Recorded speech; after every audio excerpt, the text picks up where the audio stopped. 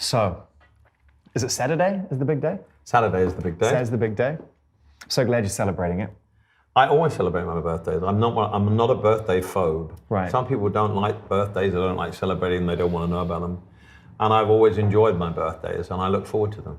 This is a particularly special one, 70 years old. 70 sounds so archaic, doesn't it? When I was growing up, 70 sounded like the end of the world. As well it should when you're growing up. Yeah, but it's things have changed and you're as old as you feel inside. I mean, there are days when, physically I'm not feeling as great as I possibly could, but that just goes with the territory. And I think the older you get, bits start to fall off and you have to be fine-tuned a little bit more. But as far as my inner self, I feel great. Well, you never know from the amount of shows you're still doing and your engagement with music and how much you love artists new and established, and also with your flossy dress. Like, look at this jacket, man. I feel so humbled. I look ridiculous sitting next to you. Well, none of you're the calm before the storm. You see, I took my chain out when I sat down. Yeah, it was initially in, and then I saw you, and then I took Your chain is so small.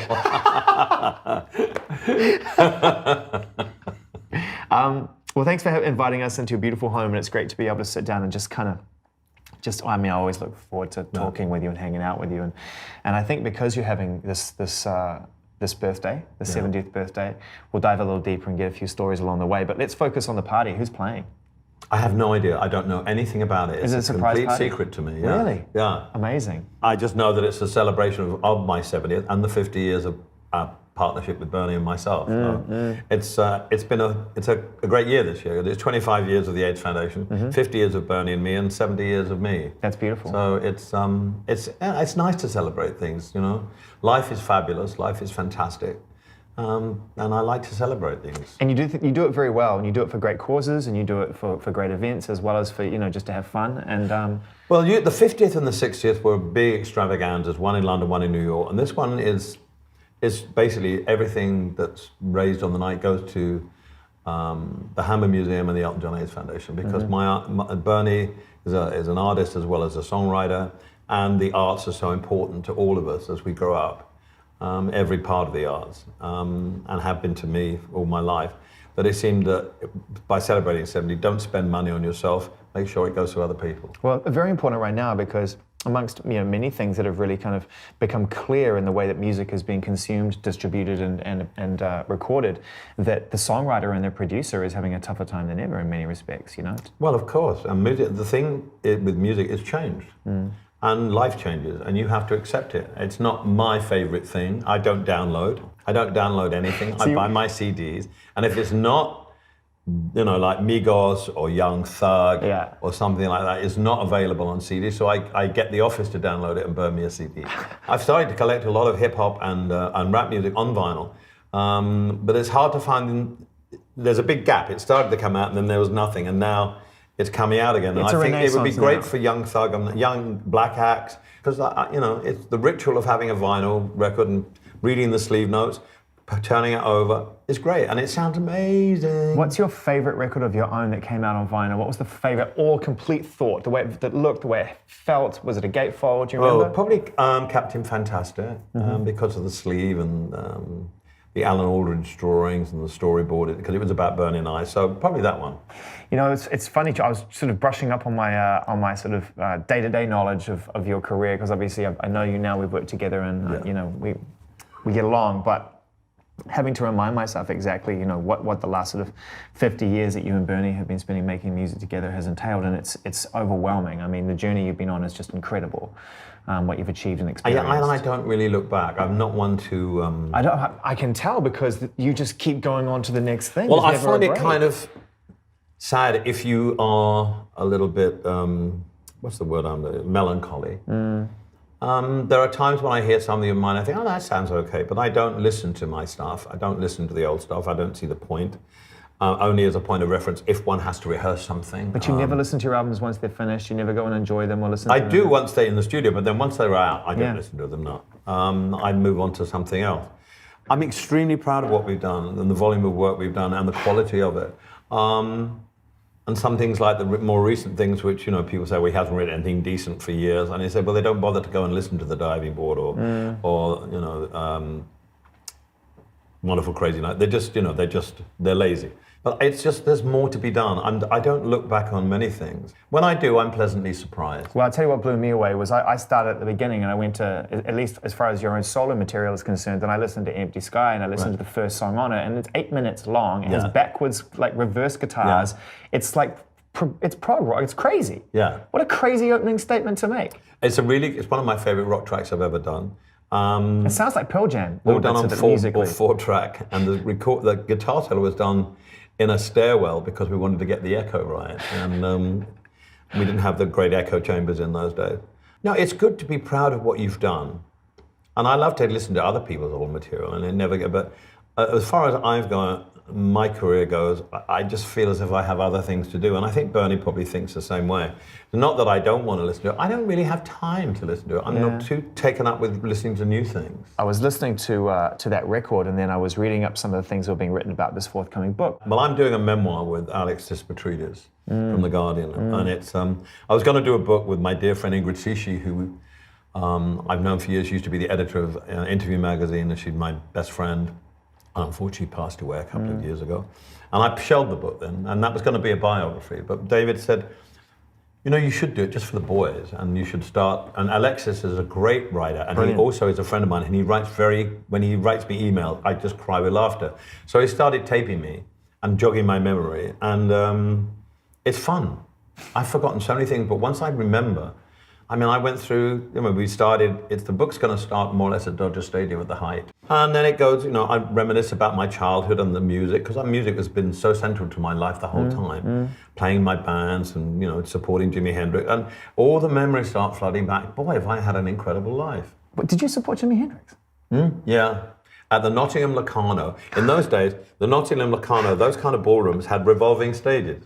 So I played with Jimmy James and the Vagabonds, Long John Baldry and us, and Jimi Hendrix. Crazy. And so there were the three of us. And so one would be playing while the other one was getting ready behind the stage. And as soon as the other one finished, the stage revolved, and there you were. And there you were. And I remember saying hello to Jimi Hendrix, and I was so in awe of him because I went to see him at the Marquee Club. I was a huge fan. And he was so sweet and so nice. And so, I played with Jimi Hendrix.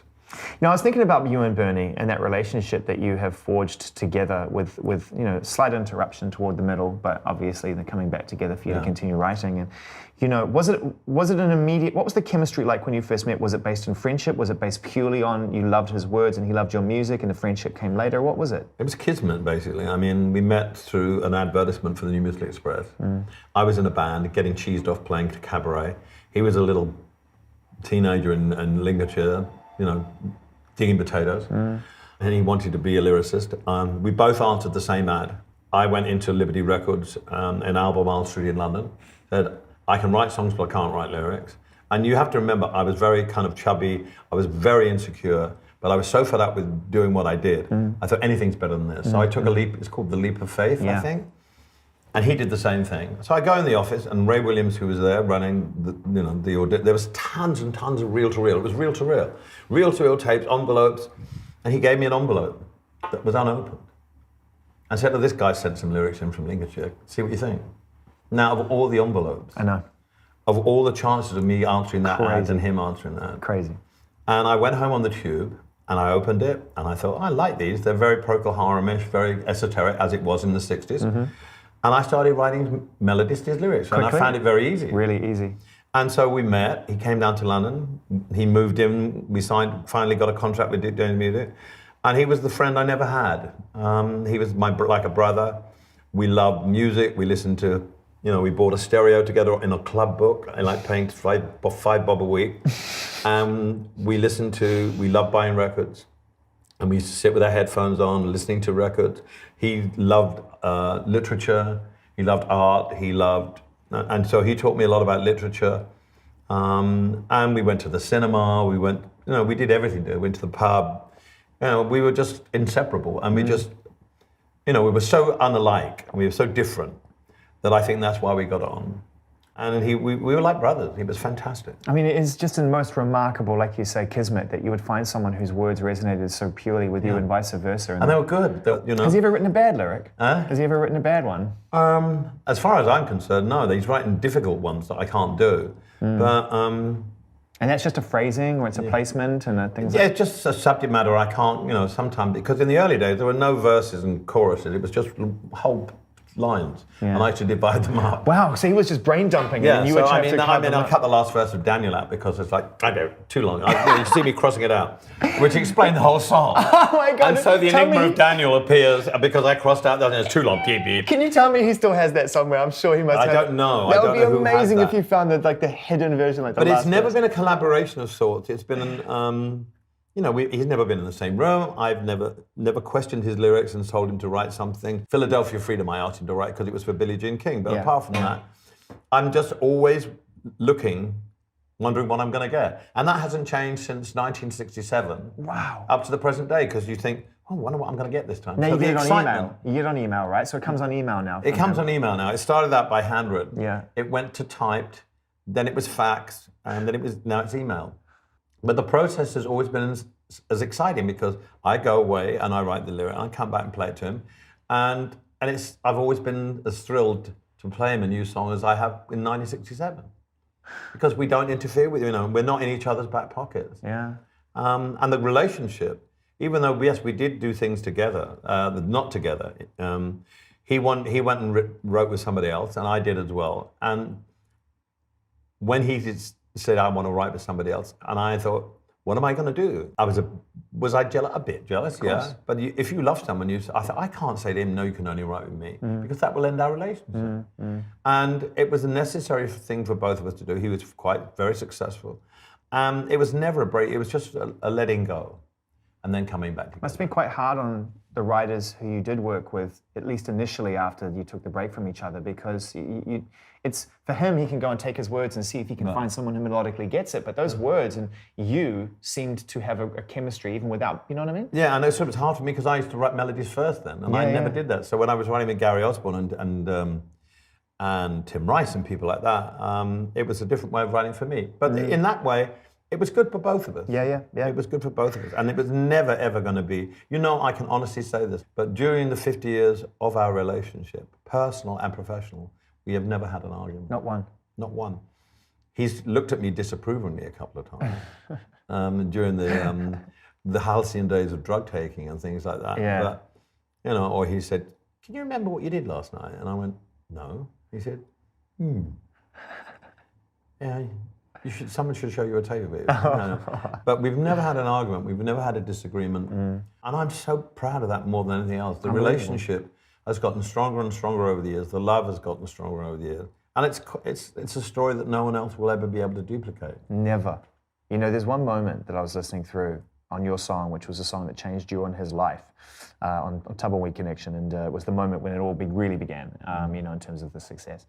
And the unprecedented success of the 70s, was that bit where you go, is it when you go, heh, at the beginning of the second verse, is it, if I were a sculpture, but then again, no. Yeah, and I wondered about that little heh, because to me it really, more than anything, it was a sweet moment, but it symbolized the way that you deliver your songs, which is in a very conversational way. Yeah, and well, he's a storytelling kind of writer. And did you write the hit, or did you put that in yourself? No, I just did it on, it's just one of those ad lib things you do, and they kept it in. The thing with that album was, it was a very expensive album to make for those days. It cost £5,000, but I had to, everything was played live, except for the vocals. I had to play with the orchestra. It was done over 2 days. Quite a lot of complicated harpsichord going on there as well. Harpsichord is the hardest thing to play. Hard, yeah. And I need you to turn to. And I've got to play with this string section. And it's like, the technique of playing a harpsichord is so much different to a piano. It's, the notes aren't, they stick, they do this, they do that. So that was a pretty wonderful moment for me, actually, because I was scared stiff. And it gave me a lot of backbone. I'd already had so much backbone by doing all these shows with Bluesology and stuff, but playing with an orchestra on my second album, but my first really big chance, and all this collection of songs which were very orchestral, and playing live to all of them, I couldn't make a mistake. And it gave me a lot of resolve and a lot of experience. And the ha was I just love it because to me it's kind of symbolizes what I love about, and millions of people love about the way that you deliver your songs is that it feels like you're speaking to me. It's a very natural thing to do. Yeah. It doesn't feel like you're performing this song. It feels like you're actually communicating it direct to the listener. I'm singing his story. Yeah, you know. But it's fascinating that you would get to that point so early on, because I can imagine being someone who was writing songs for others, searching for your voice within other people because it's a confidence thing, and then all of a sudden you have a hit record. And over the course of 1970 to 73, you have multiple hit records. At what point did you actually find yourself in all of that? And is part of the reason why you started to dress up and do all these things because you were sort of felt like you were almost acting in some respects? Well, when I did the Elton John album, I had a real proper producer. I had Gus Dudgeon, and I had Paul Buckmaster doing the arrangement, and we were a team. And when I was searching for a producer for that album, I said, I want the guy who produced Space Oddity by David Bowie, and the guy who did the arrangement, and that was Gus and Paul. And Gus, I did many, many albums with him, and we were a team, and he guided me. It wasn't just me. I had a lot of great people around who I learned from, and I just was inspired by it. And I wasn't really an album. Your song was a hit from that album, but there were no singles taken from Tumbleweed. There were 2 mini hits in America, Tiny Dancer and Leave On, from Madman. It was only till I changed track and added a guitarist to the band. My band didn't play on my records. We were one of the biggest live bands in the world. Nigel Olsson on drums, Dee Murray on bass and vocals. Yeah. And they didn't play my records. Yeah. They played on the live record, which is fantastic. But until I got David Johnson in the band on guitar and mandolin and banjo, they never played on their record. And when we did the Honky Chateau record, it shifted momentum, and I started to have hits because I started to write in a band way. And your voice changed too in some respects. And on the early albums, I was just writing for piano. And then when David joined, I started writing with guitars in mind. And that's when the hits started to come. Like Rocket Man was my first really big commercial record. And at that point, you felt sort of like you had a better understanding about who people wanted to see in terms of you as an artist, because I was always crazy. I mean, even with the Elton John album, I came to the Troubadour in 1970 in September, and there was the dark album cover and the beautiful introspective music, and they thought it might be Randy Newman coming on stage, very serious. But it wasn't. It was this guy in hot pants and flying boots, and was doing somersaults and not somersaults, handstands. But you were a shy and rocking kid. out. Where did that come from? Because you said a very... Jerry Lee Lewis, Little Richard. Yeah. I mean, as soon as I saw those 2 guys play the piano, everything changed. Jerry Lee Lewis jumped on the piano, played from the top of the piano, played underneath the piano. Little Richard stood up and played the piano. As soon as I saw those 2 people play the piano, everything changed. My whole life changed. It's like for guitarists, when Chuck Berry picked up a guitar, their whole life changed. He changed guitarists' lives. Little Richard and Jerry Lee Lewis changed my life. When I think about that time for you in the 70s with all that success, unprecedented, and for someone who, it's not like today, someone can look at the people from the previous and go, okay, I kind of see the road has been paved and I can stick to this and I know it's possible and I can survive it. But it must have felt in many respects like you were the first man in space having that kind of success. I was having a ball. I mean, I did so much work in 5 years, so many albums, 2 albums a year, plus separate singles, plus separate B-sides, radio shows, touring. All my life I've loved music. So to become able to come to America and to see people like Leon Russell in the audience for your first shows, and to meet the band, to meet Dylan, to have telegrams from George Harrison, to have people who you idolize and respect so much validate what you do. Yeah. To be able to go into an American record store and buy and look at the vinyl. Everything that I loved about music came from America, basically. And I think you can say that. Jazz, rock and roll music, country music, standards, all originated in America. So when you come here, it's like, wow. And then you meet your artist. Neil Diamond introduced me on stage at the first night of the Troubadour because he wanted me. What an amazingly kind thing to do. I was treated with so much kindness and so much respect that my confidence grew. We were already a good band because we'd had a year or so of playing. So our confidence was pretty high before we came. It's not as if we just landed and suddenly thought, well, here we go, we got to think about a show. We were a terrific 3-piece People talk band. about that first Troubadour show though, like it was a legendary first statement in America. And also the live albums, 1170 to 70, and that is one of the finest live albums ever. And I'm not good at giving myself praise, but the musicianship on that record from Nigel and Dee alone is quite extraordinary. And it just you can tell we were having fun by just listening to that record. We were having a blast. And, being able to do what you love. And in those days, things were different. I mean, nowadays a record can stay around for a year and a half on the charts. In those days, you were gone in 10. You had AM radio, which was pop radio, and you had the advent of FM radio, which coincided with my success. The FM radio meant that you had stereo, and you could have a station that would play Frank Zappa, the Beatles, me, Aretha, Simon and Garfunkel, everyone together, Ray Charles. AM radio was pop records, and that your record stayed 10 weeks max. Then you had another one come out, and that's why you had to keep moving. That's why you kept moving. Things were much quicker done than nowadays. You're still hearing things on the radio that you're still hearing "Hello" by Adele. Goodbye, not hello, goodbye. It's not because I don't like it. It's like there are other things to play. I just think it's crazy to me, like in the 70s when when you were literally in the eye of the storm, and I mean, you couldn't have been more popular in the world. You had consecutive #1 albums. You're selling out. You've gone from the Troubadour to stadiums. Right. You're doing what every young man or woman who goes through that situation is probably tempted to do. So the drugs and the alcohol and the partying, the late nights, and yet you're writing "Goodbye Yellow Brick Road." Yeah. I mean, most people are falling into a cab and going off to hospital and having their stomach pumped, and yet somehow you're getting up in the morning and writing "Goodbye Yellow Brick Road." And then following it up with Captain Fantastic. Caribou, then Captain Fantastic. Do you even remember everything about that decade and how, because I'm not talking just about the drugs and the alcohol, but just how quickly the music and everything was flooding out? Well, I wrote Captain Fantastic on the SS France. We came over, the band came over on the SS France, and Julian Lennon and Cynthia were on the boat, my friend Tony King, and I used to rent the music room for an hour and a half at lunch. And in those days, I used to write the songs and remember them because I didn't record them on a cassette recorder. So most of the Captain Fantastic album was written in order, because the lyrics were written in order because it's a story. And it was written on the boat in 4 days, coming from Southampton to New York. Unbelievable. And I had an incredible thirst for writing. I mean, when you have momentum, it's hard to stop. And every artist who's huge like I was has that momentum, whether you're Madonna, whether you're Springsteen, Phil Collins, Prince. Everyone goes through that golden period where you just can't do anything wrong. Yeah. And it becomes that you don't think about it, you just do it.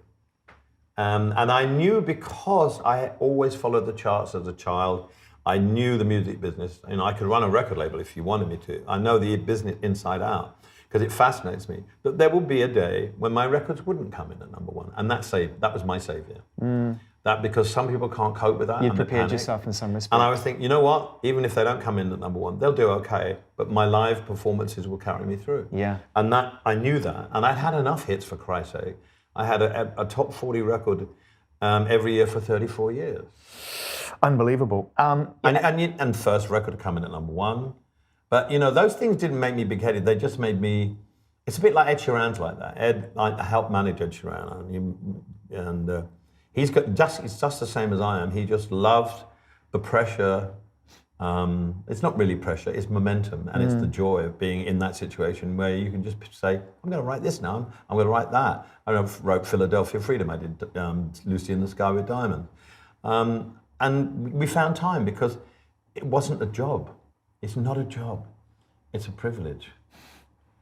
And is that why, when it comes to playing piano and your instrument and stuff, that you keep it very much to yourself? I never get the feeling that you play piano for any other reason except you're going to get these songs to people and you're going to write these. I love the piano. I play the piano to perform. I don't play at home. Yeah.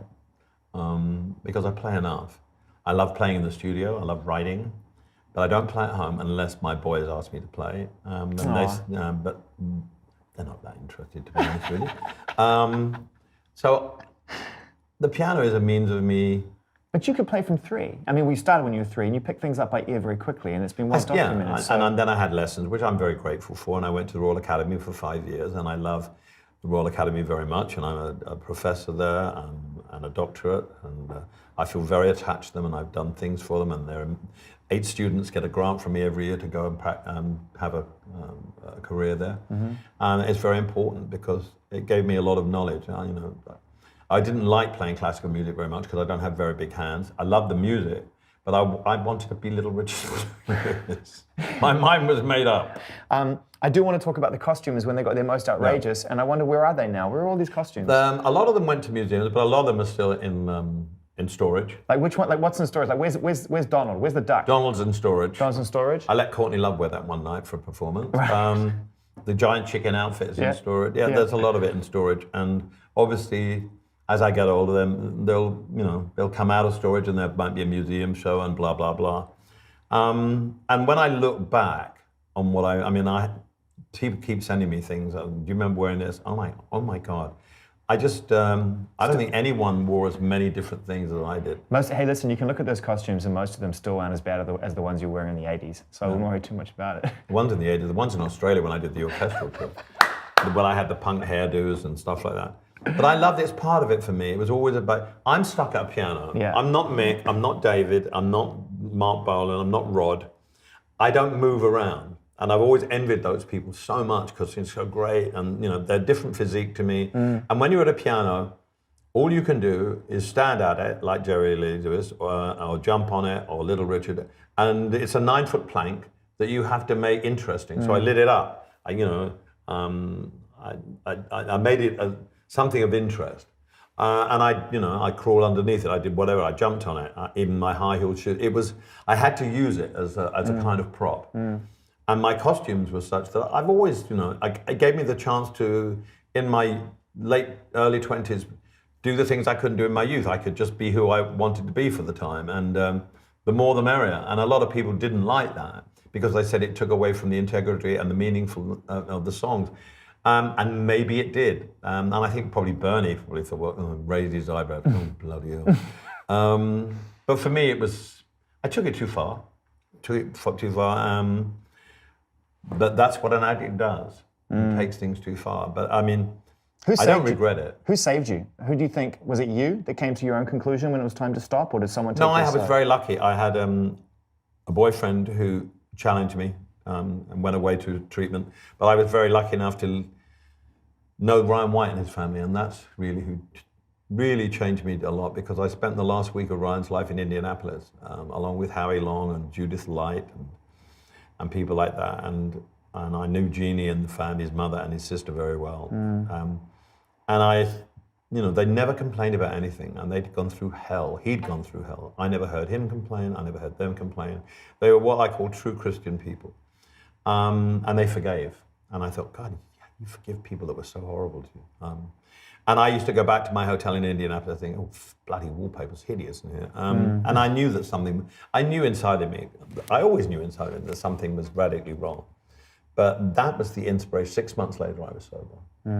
And it was like, I've got to give something back. I can't carry on behaving like this. And that's when you started to turn your attention towards things like the Elton John AIDS Foundation eventually. Yeah, of course. I wanted to give something back because I felt guilty about not being at the forefront of the ACT UP stuff, and I was, I did a record of That's What Friends Are For. I did things for Elizabeth, but I really, as a gay man, I should have done more. But I was incapable because I was out to lunch some of the time. And when you're a drug addict and you're an alcoholic, you're self-absorbed. And I'm not that kind of person. I'm a kind person. I'm a thoughtful person, but I just didn't recognize myself anymore. In the 80s, things were really changing and really turning around, and not just for yourself, but in music. And all of a sudden, we emerged out of the 80s, and in the late part of the 80s with a bit more of a conscience, and we started to look towards like, how can art help? How can musicians help? And then you go into this kind of this sort of 10 years of Live Aid and things like that. I mean, what are your sort of like prevailing feelings about that decade? It's a bit of a haze. I just tried to experiment to keep up. The record company wanted me to make more commercial kind of records, which I tried to do. And I had lots of hits, and I wrote some really good things, and I wrote some really mediocre things, which is par for the course when you're doing drugs. But I enjoyed the 80s. I enjoyed the emergence of Boy George. I enjoyed the flamboyance of it. I love the punk era because, it's like they're all having a go at me on television and thinking, but when bastard I am, and I thought, God, I wish I was 10 years younger. I'd be wearing those clothes.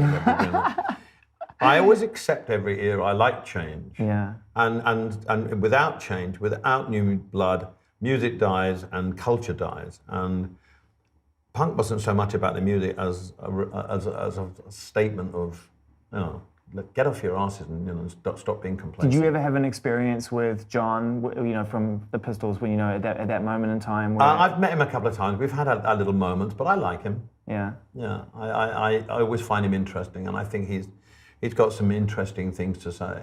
Yeah. It's funny because along the way, when I think about the friendships and certainly the public sort of friendships that you've had with people like Axl Rose and Eminem and Robbie Williams, and these people that at certain points in their lives have been at crossroads of public opinion. Yeah. There's a bit of a thread to that, and it seems that you sort of come in and say, look, I understand that there's perspective here, and you seem to offer I'm always services. a supporter of the people that are getting trashed, and for me, Eminem was never homophobic. I mean, I listened to the whole of the Marshall Mathers album when I drove to a show in Southampton, and I was floored by it. And I thought, how can anyone think this is, he's just writing about the way things are, not how he thinks, but the way things are. And the same with Axl. Never in a million years did I think it's homophobic. So I did the MTV Music Awards with him and the Guns N' Roses, and I did the Grammys with Marshall, and I became very big friends with Marshall. I'll fight for anyone who is misunderstood and misrepresented by the idiots out there. You seem to be very, you're very loyal to the art as well, which I really love. It's like you're able to identify things according to your own moral compass. Yeah. But it never really gets in the way of the art. Like you kind of you're able to see art for what it is.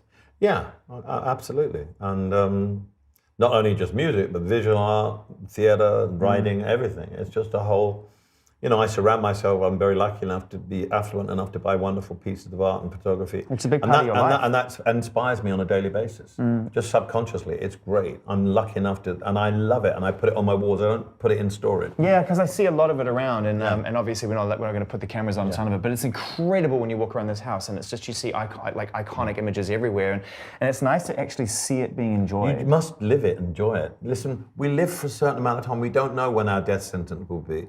So my motto is live every day, and especially now I have the children, it's taken my life even further. It's given me I've had a fabulously wonderful life. Yeah, there's been some bad things happen, but it happens to everybody in life.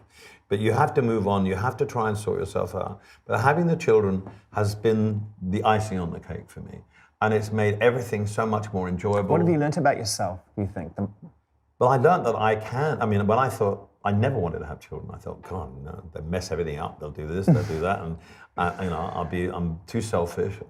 And everything I thought I was, I'm not, because of them. And I have so much love for them and so much enjoyment from them. First thing I do every morning when I get up is try and FaceTime them if I'm not with them. They've taught me a lot. They taught me to be patient. They've taught me that love is never as powerful as when you have a child. It's true. And people who don't have children, and they say, well, we're very happy. I can understand that, absolutely. I wasn't. If you'd have said to me 10 years ago, oh, you're going to be sitting here talking about your two sons, and I'd have laughed in your face, and what have you taken? But I have. I took the leap of faith, and that was a leap of faith because we tried to adopt a little boy in Ukraine and his stepbrother, and we couldn't do it because of bureaucracy. And David and I sat down and said, what do you think? And I said, well, that boy was trying to tell me something. It's like, you can be. Don't be such a stupid idiot. And I said, I feel maybe I'm a little too old. And David said, well, think about it. You don't have to rush and make the decision. And it was, again, the sign, like it was from the enemy. That 2 or 3 times in my life it's happened. And that was, as I said, yes, let's have our own children. And it happened with David as well. It happened with David. I was sitting at my house in England 3 years after I got sober, rang up a friend in London, said, I don't know anybody anymore. I just know AA people. It's a Saturday afternoon. Is there any way you can invite some people down for dinner? Nothing, I just want to meet some people. Nothing hanky-panky, nothing like that. And lo and behold, that night, David walks through my door, and if I hadn't have made that phone call, I wouldn't have met him. So it's those 3 moments in my life, and there have been others as well, but those 3 big moments have been a sign from somewhere, whether it's God or the God that you understand, or there's definitely a sign that pushed me. The relationship that you and David have forged over the course of, decades now, is something that has not only impacted your life positively, but, you've put yourselves out front, you've gone out there and you've been proud of yourselves as a couple, and you've been the first in the queue to go and make it official, you know what I mean? And I love that. And I just wonder, at a time like this, as you're about to turn 70, what is the greatest thing apart from having children together, that you've taken from that relationship with David over the course of it's just gotten better and better and better. We've had our ups and downs like every other couple. But I think his love for me, and he hasn't, he's not exactly Mr. Popularity with a lot of people who've fallen by the wayside, that had to fall by the wayside because they were useless. He's not Mr. Popularity, and they call him Yoko. But for me, he's the most loving, wonderful, thinks about me, he's now taken over the business reins and is doing a better job than anyone's ever done before. You talk to anyone within our organization, our record company, anybody, and things have never been better with him in charge. And our love has grown stronger and stronger after, it's our 24th year together this year. And you have to work at it. You're married. Every relationship goes through, but with the children, it makes a difference. Oh man. It makes such a difference because it's all about them, it's not about you. Oh, it's the greatest. And it's the greatest thing you'll ever know. And people say, well, I disagree with it, I don't want children. That's fine, great, yep, fine. Get it. And I would have said the same thing until I had them. Yeah. And I went, wow, this is it? Are you kidding me? If I was 15 years younger, I'd have 2 or 3 more, without question. How much money have you raised with the Elton John AIDS Foundation? $400 million. That is incredible. From a really, very small operations in America and in England. And it's never gotten bigger than it should do, because one of the things when I started that, I said, I've seen so many charity things waste money, flying people in, put them up at hotels, and at the end of the day, I went with 20,000 instead of 3 million. And I said, I'm not going to do this. Everything I do is accountable for. Everyone who gives us money, they have to know where it goes. So, and that's been my mantra for the whole thing. And it's been 25 years. But we have grown into an amazing organization. I mean, there were so many organizations when we started out, and now there's us, this is probably the smallest, and there's the Gates Foundation, the World Health Organization, the Clinton Foundation, AMFAR, and PEPFAR, and we all work together. And it's the best thing because we all have to work together. And we have to fight on behalf of people who need this money. This is life and death. Yeah, and it's a new administration that we have in America at the moment, and I've written to the president, I've written to Paul Ryan, I've written to Rex Tillerson. Have you received a response? Not yet, but the things I'm reading about the PEPFAR thing are quite encouraging. The ACA is very worrying, the Affordable Care Act, because that will affect a lot of people's ability to afford and get treatment on HIV. But there are things, people are very critical of the administration. But you've always been very administratively open, though. I think you go in with a certain benefit of doubt. Listen, whoever's in power, you have to work with. Whether you like them, hate them, whatever. My mantra is, I'm going to have to, at some point, to get off my backside and go to Washington and talk to Congress and Senate and go into the Senate and meet the senators, meet the congressmen, and deal with these people, to work with them. It's no good falling apart. Things don't get solved by being, as much as you hate whatever goes on, you have to work with people. You don't get problems solved by being apart. Who's been your favorite leader that you've worked with thus far, that was the easiest to work with and the easiest to speak to? I would say Bill Clinton and Hillary and President Obama and all the people that do such wonderful jobs within the Senate and the Congress. Lindsey Graham, for example, is absolutely wonderful. So, you go there with thinking, oh, they're going to hate me, But they know I've been in the game now for quite some time. They know that my track record can't be questioned, and know that my foundation is squeaky clean. And they're great to work with. You have to work with people. And you can say, well, I'm not going to meet President Trump because I don't like him, I don't like that. I've known Donald Trump for years. You come to my shows. If I have to meet the president and ask for money for aid and schmooze him, I'm going to do it. Well, dude, I mean, because it's not for me, it's other people. Yeah. If I open my big mouth and say, I can't stand this administration, I hate them, then that's going to put people's lives at jeopardy. And I cannot afford to do that. And I'm not going to do it. I think about one of probably the most emotional moments of your life as an artist and a human being when in 1997 you sang Candle in the Wind. It had been rewritten by Bernie. Right. And you did it with so much grace, and you seemed to be so in control of that situation because, well, I know you if you only knew. Yeah, well, how do you do it? How do you do that? It's called experience, and all those years spent in the van, driving up and down the M1, playing to in clubs. It's all those things about playing live with the orchestra. It's years of money in the bank, playing shows, getting backbone, and professionalism. And I knew at that moment in time that I could not afford to be emotional. Because I wasn't seeing it for me. I was seeing it for people outside, standing outside the cathedral, or the abbey. And I couldn't afford to take it out. And that was the first time I ever used a teleprinter. Because if I sang Goodbye Norma Jean, as you might, I would be hung, drawn, and quartered. So it was an amazing week. I mean, it just all came together within 3 or 4 days. And, through the royal family, through the Westminster Abbey, through the Archbishop of Canterbury, the Prime Minister, blah, blah, blah. So, I hadn't sung that lyric. I'd sang Candle in the Wind so many times. So I had to make sure in the last verse, you just hear my voice crack just slightly. But other than that, I didn't cry. I didn't cry during the service. I went straight to the studio with George Martin, to the townhouse. I played 2 tracks of it live and sang live. And then he chose the best one and then put the cellos on. And it was out on the Monday. I went home. By the time David and I got home to Windsor, she was already on the M1 going up to Althorpe. And you must have had a little cry there. Then I broke down. Yeah. And it makes me emotional to think of that. What got me was seeing the little boys walking, and what they must have been going through, having had 2 little boys then of my own. And it was 20 years ago. It was the same 6 weeks after my best friend Gianni Basati was killed. I know. And it was just the weirdest summer of my life. But when I was doing that, I wasn't doing that as Elton John. I was representing my country and representing millions and billions of people throughout the world. So I had to deliver.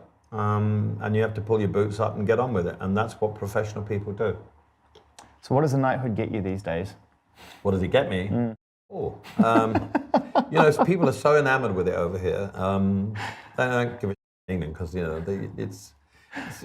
it's like the English are so fabulous because nothing's sacred in England. And I love that about it. Yeah, me too. I like the irreverence. I like the fact that you will always be shot down if you get too big for your boots. For example, Elvis Presley would never have survived. He would probably be alive if he lived in England, and Michael Jackson, because they would have, it's like they wouldn't put up with it. Yeah. And sometimes it gets you down with the press over there. But I'd rather have that than the adulation and the bubble. It's much better for me to live there than here, because over here, people like Beyonce and people like they're your royalty over here, and it's a little bit dangerous, I think. Although she's got her feet firmly planted. Oh yeah. And she's a great girl. Unbelievable. I don't have any doubts about her. But I'm saying, look at Elvis Presley. Could you imagine that happening in England? No. Come on, get it. Get it together. And yet George Michael happened in England. Yeah. I love that you're still such a music fan, and I love that you've been a music fan since you were a kid and you've never stopped. And I love that you still look at artists with this literally through rose-tinted glasses. Yeah. And I wondered, when you think, and just indulge me here, who was or is still was the most charismatic? Who was the one that blew you away when you met them for the first time and you were just like... God almighty, that's difficult. Well, Leon Russell for a start, because he was sitting in the second night of the Troubadour, sitting there. I idolized him as a piano player, and he had that grey white hair, and he looked really frightening. Yeah. And I'd been such a fan of him for so long that when he came into the dressing room, I didn't know what to do. Yeah. And we became friends, and he was so sweet. Bob Dylan, obviously. Bernie and I met Bob Dylan on a stairwell at Fillmore East. Yeah. And was it prepared? He was very sweet. I was like, oh my God. So you weren't expecting it? And then I remember when I used to do session music, I was a session musician when I was starting out with Bernie. And I remember going and playing on an English band called the Barron Knights, who used to make comedy records. And it was at EMI at Abbey Road. And I was standing there and talking to the boys, and they were so funny. And in walked Paul McCartney. And Bernie was with me. And it's just when Hey Jude was #1. Yeah. And the guys in the Barron Knights asked him to play it, and he sat down to play it and played it with. Oh my God. John Lennon. John Lennon was so charismatic. Elvis Presley wasn't so charismatic because he was such a mess. Yeah. But, he was still, for me, a wonder to me. So when you became friends with these, I mean, because it's the beautiful thing I love about, if you're a dreamer, if you find a passion in life, and I try and instill this in my kids, and I think, and you find a passion in life, then you should dream big. Because the dreams will eventually put you on this path towards your heroes, towards these moments. Right? So you're such a huge fan of McCartney and Lennon, of Dylan. So next thing you know, you're in a stairwell meeting Bob Dylan. This is a manifestation of destiny, correct? Plant a seed, stay the course, you'll get there. When you become friends with John Lennon, when you know now that last performance that you had in New York City with him, for tragic reasons, is logged in history as the last time he performed like that. And you just think like, my God, I was a fan. No. It's crazy. I know. It's surreal. I mean, Aretha Franklin's another one. I mean, she was the first person to record one of our songs, Border Song. And it resulted in her having about 8 or 9 top 10 records in a row, us breaking the run because it didn't get into the top 10. But whenever I've met her, she has blown me away, and I feel really humbled in her presence. And Nina Simone was another one. I met her once at her last concert at Carnegie Hall when she did the Rainforest concert. I was mesmerized with her. I was mesmerized with Ray Charles, mesmerized by Jerry Lee Lewis. I met Jerry Lee Lewis a couple of years ago at the New Orleans Jazz Festival for the first time, and I was so frightened of meeting because I thought he was going to say, "Listen, you little you stole all my moves." And he was so lovely, and his wife was so lovely, and he played brilliantly. Little Richard, all those people, I've never met anybody who was a disappointment. Wow. I think because you're a fan. I think because you're a super fan of music and you love it. When the band walked into my dressing room when I was playing the Electric Factory in Philadelphia. Robbie Robertson, the whole crew. They came down. They did a show and they came down to see me because they knew music from Big Pink changed my life. Yeah. And they walked into the dressing room and I went, oh my!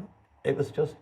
And to get that respect and as I say, it validates you. And that's why I try with my radio programs on Beats One, and I try and do that for other people. I try and phone them up. I've done it for a long time. If I hear something, validation means you give an artist extra comforts, whether it's the guy from the Shins, whether it's the Lemon Twigs.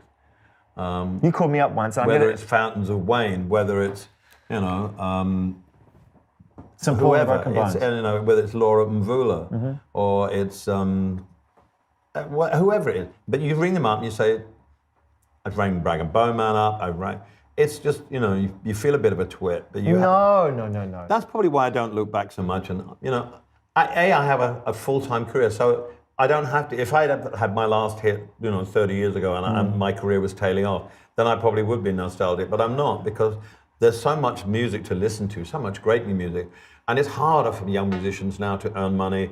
So it's important to give them, like Parker Millsap, like Sarah Jarosz, and Christine and the Queen, Rosie Lowe. They all did my Apple thing with me in London, and they were all brilliant. And they were all different. And it was for me, that was one of the greatest nights of my life that night.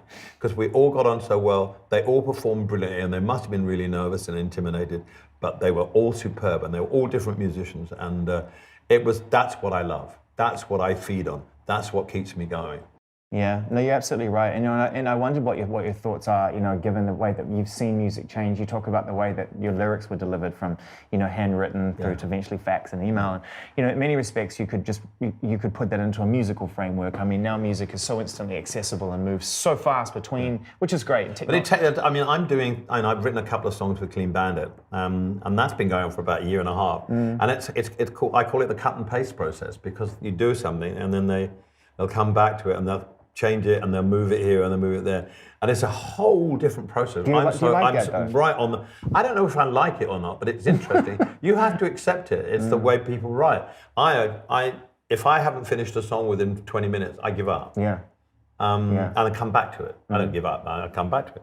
But it's a whole different way of writing. You see on hit records, 11 writers, and it's like, wow, are you kidding me? And that's why I don't think the average pop song these days is as good, because it comes from too many places, a robotic process rather than a human process. And I will say this: music is nowhere near as good now as it was in the 50s, 60s, and 70s. And the 80s, because it's changed and it's more robotic, and there's people aren't writing the heartfelt songs that they should be writing. You know, that's why Ed Sheeran is so successful. That's why Adele is so successful, because it's coming from an authentic source. It's not a team of people sitting around a laptop. And I will say that, but there are so many great things that don't get played on commercial radio, that are played on Beats One Radio, that you support, that I support, that deserved. And I said, there's tons of stuff out there. It just doesn't get the chance to, go on. But mainstream radio in the end will disappear. Were you expecting the success of The Lion King? Absolutely not. Now, I was going to follow this up with a quick question, because I wonder whether or not there have been things that have gone on to be hugely successful for you throughout your life that you just didn't get initially. And perhaps somebody else, David or someone else, went, no, this is a thing. It was a funny story. Tim Rice rang me up and said, Disney are doing their first ever original animation film called The Lion King. And they asked me, who would you like to write with? And I said, Elton John. And they said, well, he'll never do it. And I said, of course he will. And Tim said, would you like to do it? I said, yeah, I'd love to do it. Are you kidding me? I've never done anything like this before. What a great challenge. And the thing about my life is it's always been around teamwork with Bernie and people and sharing and stuff. And when you do an animation film or you write a musical, it's teamwork. And you're working with people. I've got to meet Jeffrey Katzenberg through that, who's been one of my best, dearest friends for the rest of my life. But I don't think any of us, when we sat down to do it, could ever have imagined how successful it would be. I mean, the famous story of Jeffrey coming to show me the film in Atlanta when it was finished, and there was no Can You Feel the Love in there tonight. And I said, Jeffrey, where's Can You Feel the Love? He said, we couldn't find a place. I said, Jeffrey, every Disney film that's worth its salt has a big love song in it. And you've got Circle of Life at the beginning, but you need the love song. So, to his credit, he didn't tell me to f off. I'm the head of the studio, you can piss off. He went back and he found a place for it. I've forgotten about it. When I see, I'm in London and I see a taxi cab with Lion King on it, I'm like, oh, well, really, yeah. But it was wonderful because it got me into writing songs for animation movies and writing other songs for Broadway, doing other music. Which you love to do. It changed my life. Well, it gave me another thing to do.